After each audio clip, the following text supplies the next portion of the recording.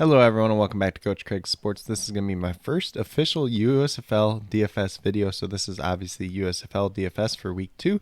We're talking about the whole 4-game slate, the whole kit and caboodle, because why not? There's only 8 teams in this league. Might as well talk about the whole entire slate. We do have one game that does play tonight, the Michigan Panthers against the New Jersey Generals. There's 2 games tomorrow, Pittsburgh Maulers versus Philadelphia Stars, Birmingham Stallions versus the Houston Gamblers.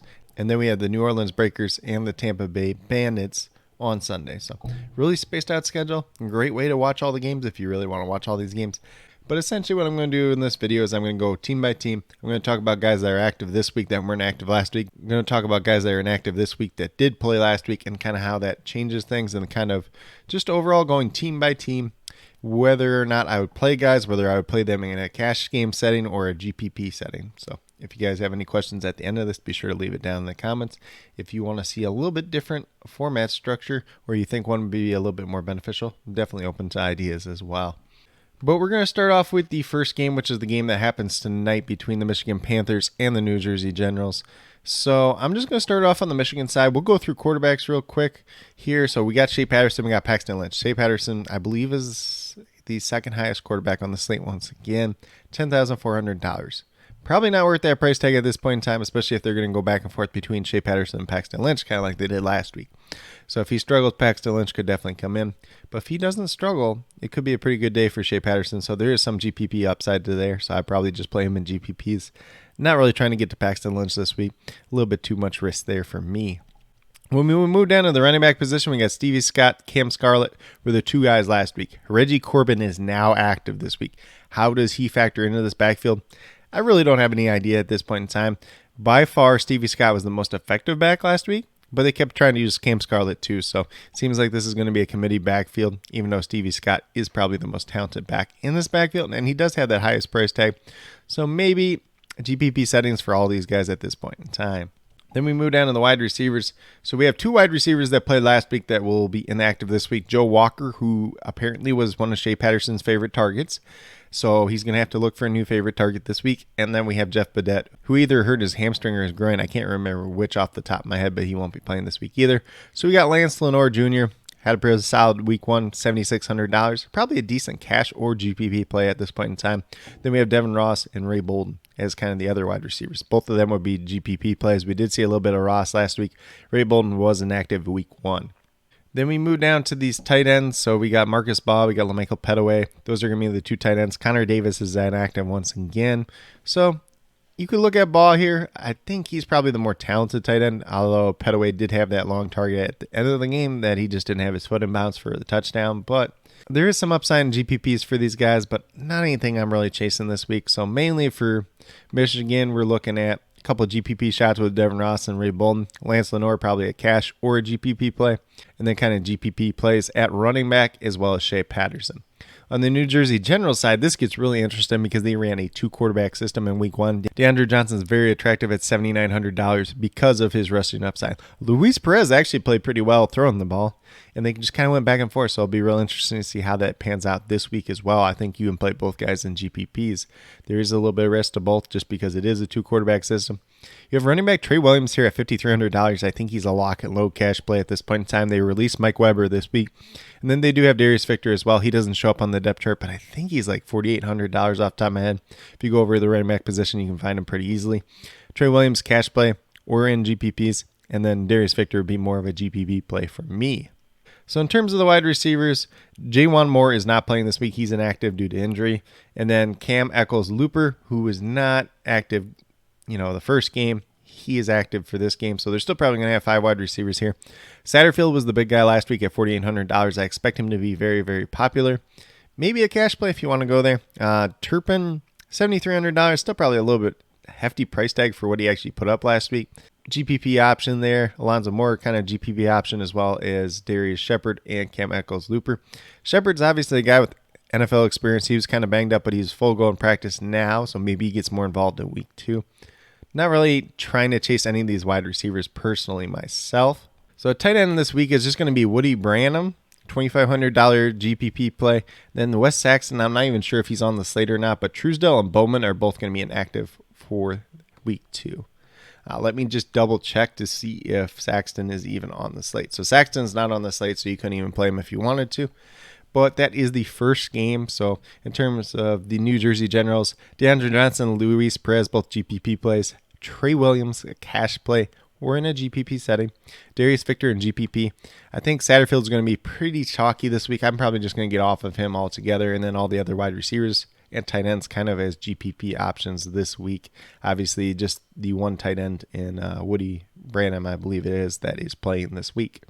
So with that being said, we'll get moved over to Philadelphia and Pittsburgh. Pittsburgh, I don't know what to do with this quarterback situation. So Josh Love got the start last week. Kyle Lauletta played a little bit. Neither guy was that great. So I wouldn't be surprised if they go to Kyle Lauletta this week. It's just kind of a messy situation altogether. So I'm probably just going to avoid that situation. If you want to play them in GPPs, you can, but there is a lot of risk that does come with that as well. At running back, Garrett Groshek was the main guy. He's $7,000. You could play him in a cash game setting if you really want to. They didn't really use him too much in the receiving game like I kind of would have expected. That was kind of his calling card when he was at Wisconsin behind Jonathan Taylor, but that's not how they really used him. But Dre London, more of a GPP type of option, $6,600. A little bit too hefty of a price tag for me personally. Then we move down to wide receiver. So Jeffrey Thomas is inactive this week. The most dynamic playmaker they do have at wide receiver. He's dealing with a groin injury, so that's obviously why he's out. Bailey Gaither and Delvon Hardaway were the other two guys last week. Didn't really do too much. GPP type of options. Then we get Brendan Mack and Trey Walker back this week, who were both inactive last week. They are both two prospects that I did like a little bit coming out of college. I think Brendan Mack's obviously the bigger wide receiver, a little bit more physically dominant. I wouldn't be surprised if he has a big week this week. So essentially, all these wide receivers are just kind of GPP options at this point in time. The tight ends are pretty much dart throws if you want to go there. Seibert at $4,600 feels like a lot of money for a tight end that we don't know if he's going to do anything at all. But going back to Pittsburgh real quick, quarterbacks GPP options were very, very risky. Groshek maybe a cash game option, but mainly GPP. London's going to be GPP only. The wide receivers would be GPP only as well. And then tight ends, if you just want to take a shot on them, I wouldn't recommend it, but you could do it. Then for Philadelphia, it seems like Brian Scott is one of the few quarterbacks that has his job on lock at this point in time. Case Cook is behind him. If you want to roll with Brian Scott as a cash game option, you could probably do that just because he's one of the safer quarterbacks in terms of that. Holland had a decent game last week, but he just had the long touchdown. Otherwise, he didn't really do too much. So more of a GPP option for me. He's not a cash game at $8,200. Matt Colburn, I do like a lot behind him, $4,500. Used effectively in the passing game. A little bit banged up at this point in time, so we'll see if that affects him this week. Probably more of a GPP type of option once again. And then Paul Terry will be active for this game. He's $3,000. I don't know how he mixes into this backfield at all, if we're being honest. Just more of a dart throw if you wanted to try to go after him. When we move down to wide receivers, it gets a little bit interesting this week because Brendan Eagles was out last week. He's still out this week. Chris Rowland and Devin Gray are both out this week. They're both on the inactive list at this point in time. So we have Jordan Sewell, DeAndre Overton, and Maurice Alexander, kind of as the wide receivers this week. I would be interested in Sewell, and I would be interested in Overton this week quite a bit. Overton might even be a cash game option just because I think he saw 6 or 7 targets last week. Chris Rowland was their leading wide receiver last week, and he's obviously not playing this week. So Sewell, who has some chemistry with Brian Scott from the Spring League, and DeAndre Overton would be the two that I'm chasing after. Alexander's just a pure dart throw at this point in time. We could see more opportunities for tight end Bug Howard and tight end Pro Wells as well. Both are very athletic guys. Not the biggest tight ends in the world, but they could have some upside as well. And then Artavius Lynn is out once again. And then just going through Philadelphia one more time, Brian Scott, cash game or GPP option. Holland, Colburn, both GPP options. Paul Terry would be a dart throw at this point in time. Jordan Sewell is a GPP option. DeAndre Overton, cash or GPP option. Maurice Alexander is a dart throw. And then I would consider Bug Howard and Pro Wells, both GPP options this week as well. So we're going to slide over to the Birmingham and the Houston game now. So the biggest news for Birmingham is their quarterback, Alex Magoo, is not starting this week. He's inactive. He's injured. Jamar Smith's going to get the start. He's at $8,000. I was thinking if he had a little bit smaller price tag, probably be a cash option. At $8,000, I don't think he's a guy you have to play in cash at this point in time. Probably more of a GPP option. They did bring in another quarterback to come play behind him, former Boise State quarterback. Nothing really noteworthy, though. In terms of running backs, Jordan Chun's inactive once again this week, so it's CJ Marable and Tony Brooks-James once again. Both GPP options. Probably go Marable just because he's the cheaper option, but a lot of people are probably going to do that as well. When we go down to wide receivers, Messiah Bailey was actually released this week, and Peyton Ramsey is going to be active this week. He'd be just a dart throw. Mainly the 3 wide receivers we're looking at again is Victor Bolden. Not a crazy week one, $9,300. Probably a little bit hefty price tag for him at this point in time. Osiris Mitchell obviously had the touchdown, $6,900. Both these guys are GPP options. Same thing with Marlon Williams. He actually had like 5 targets, but like every pass that was thrown his direction was pretty much uncatchable. So it seems like they're trying to get him involved in the game. Definitely have some interest in him at the flat minimum of $3,000 though. Then once again, Sage Surratt is inactive at tight end. So really just carry Angeline there at $6,400. Pretty hefty price tag for him, so that probably just makes him an eGPP option at this point in time. So going back through Birmingham real quick, Jamar Smith, GPP. Tony Brooks-James, CJ Marable, both GPP options as well. And then probably for the wide receivers, Victor Bolden, Osiris Mitchell, Marlon Williams, all GPP options. And then Peyton Ramsey, a clear dart throw at this point in time, with Kerry Angeline also being a GPP option as well. So we're going to go over to the Houston side. So we got Clayton Thorson here at $7,600. I think he's an intriguing GPP option this week as well. Ownership should be pretty down. Didn't do a whole heck of a lot week one. And a lot of people are out there saying they should start Kenji Bahar over him instead. I don't think that's going to be the case. That's going to happen or anything like that.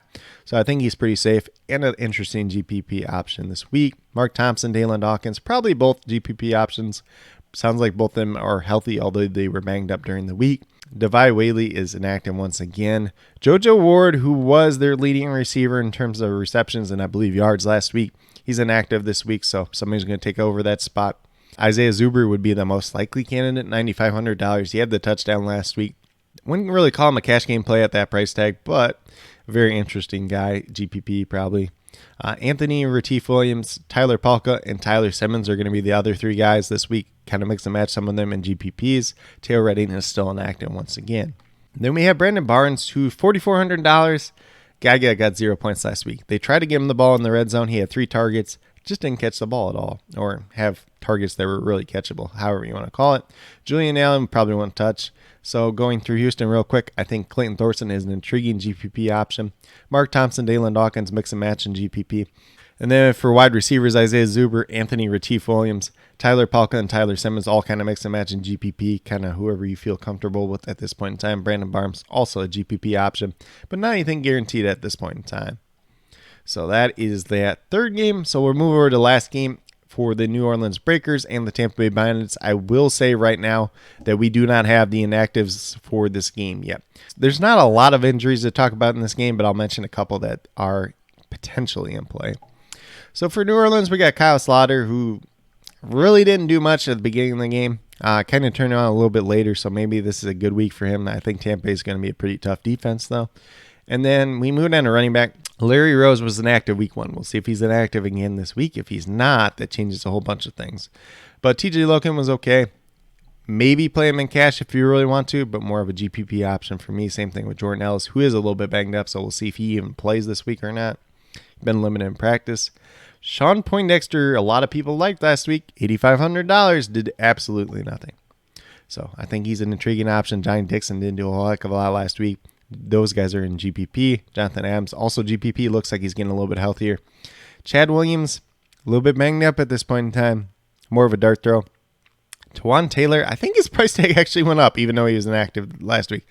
Does not make any sense to me. We'll see if he's active this week or not. When we get down to tight ends, Justin Johnson was inactive last week as well. Bibbs is more of a fullback at this point. And Sean Cannell was actually one of their better receiving options. So he's maybe a guy you can play in cash, but probably more GPPs than anything. So going through this real quick. Kyle Slaughter, an option in GPPs. Running backs are all pretty much GPP options. We'll see if Larry Rose plays this week or not. We'll see if Jordan Ellis ends up missing due to his injury. Wide receivers, kind of just GPP dart throws at this point in time because we really haven't seen too much from any of them at this point. And honestly, their safest option might be their tight end and Sean Cannell at $5,200, but pretty much a whole team full of GPPs for me at this point in time. Then for the Tampa Bay side, we got Jordan Ta'amu. Looked pretty good. I get he threw the 2 interceptions. He didn't really run around as much as we probably would have expected last week, but they moved the ball very well. Jordan Ta'amu's got a lot of upside. At $10,700, definitely the most expensive quarterback, but a cash option. And then obviously you can still play him in GPPs. BJ Emmons took most of the workload. He actually looked really good running the ball last week. He's a cash game option. You can obviously still play him in GPP. Jawan Washington, probably not even touching this week if I'm being honest. Mainly used in kick returns and kind of as a situational guy, just when Emmons needed a break from running the ball. So not really anything that's really intriguing to me. Their wide receiver room. So we had Derek Willis, who was pretty chalky last week. Derek Dillon, Rashard Davis, Jordan Lashley, Vinny Papale. Those were the 5 last week. Lashley, I think, ended up with a touchdown. So that's probably why his price tag went up to $5,000. I'm not really interested in any of these guys. It's probably more GPP options than anything. Keith Mumphrey looks like he's out again this week. John Franklin was inactive last week, so we'll see if that's the case once again. But Cheyenne O'Grady, that's the guy we should probably be talking about here. Maybe a cash option as well. He looked really, really good. And most people probably will forget that he was a really good tight end for Arkansas. He just had a whole ton of off-the-field issues too. So maybe that's kind of gone in his life if that's the case. And if he dominates in this league, he's going to be back in the NFL in no time, though. Sounds like DeQuan Hampton, his backup, is out once again. He's more the blocking tight end anyway. So Cheyenne O'Grady, maybe a cash play, maybe a GPP play. Going back to the wide receivers, kind of all just GPP plays at this point in time. BJ Emmons is a cash play, and then Jordan Ta'amu a cash play as well. But with that being said, that's a quick little rundown for the USFL DFS in terms of the 4 games, going team by team, kind of players I would play in cash and GPP. If you guys have any specific questions, feel free to leave them down in the comments. I'll get back to you as quickly as possible. Also, be sure to let me know your favorite play for USFL DFS Week 2. And also let me know your thoughts on this format overall. If you'd like to see me go position by position instead of team by team, you definitely could do that as well. But I think going team by team and talking about some of the inactives and actives is kind of useful information. Otherwise, if I did do it by the position, I might go over the inactives and actives before we go position by position. Just let me know what you guys think. Definitely interested in the feedback and definitely looking forward for USFL Week 2. But with that being said, if you're new to my channel, please consider subscribing. Definitely would appreciate it. It helps to build the community that we're trying to build here at CoachCraigSports, which is one that's truly for you, the viewers, helping you with your DFS, whether it's USFL, whether it's MLB, whether it's NBA, whether it's NFL. Pretty much as much DFS as you can get at this point in time. And then with that being said, if you're a newer current subscribers yet to do so, also hit that notification bell down below. It's going to let you know every single time I post up a new video. Right now I'm posting up daily MLB DFS videos, and then I'll be posting up the USFL DFS videos once a week as well. So probably going to be talking some NFL draft prospects in the coming days. And then after the NFL draft is over, probably going division by division, team by team, pick by pick, grading each pick for each team, and then giving an overall letter grade for each team based on the draft that they did have. But with that being said, that's all I have for today's video. Hopefully you all enjoyed. And then last but not least, special shout out to each and every one of you watching today's video. I truly do appreciate you taking the time out of your day to watch this video. Definitely means a lot to me, and I hope each and every one of you has a great rest of your day.